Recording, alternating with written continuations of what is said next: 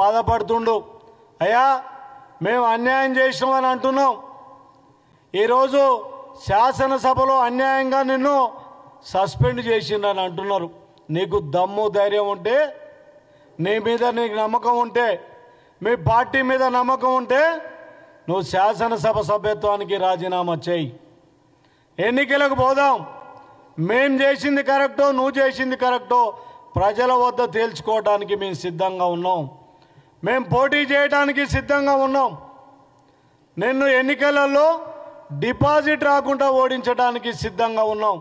నువ్వు నాయకుని అయితే, నువ్వు మొగోనివే అయితే రాజీనామా చేయమని చెప్పి కూడా మేము కాంగ్రెస్ పార్టీ పరంగా నిన్ను డిమాండ్ చేస్తున్నాం.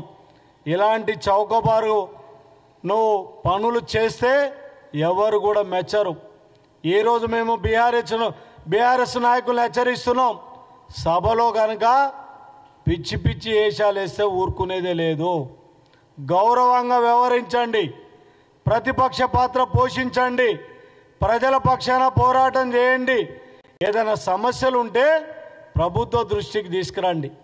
ఇలా మా నాయకుడు రేవంత్ రెడ్డి గారు ఒక హుందాగా ఎవరిని కూడా సస్పెండ్ చేయకుండా నడిపియాలనే హుందా గౌరవంతో నడిపిస్తున్నాడు. ప్రపంచంలో ఏ మూల ఏ క్షణం ఏం జరుగుతుందో వేగంగా తెలుసుకోవడానికి తొలి వెలుగు వాట్సాప్ ఛానల్ని ఫాలో చేయండి.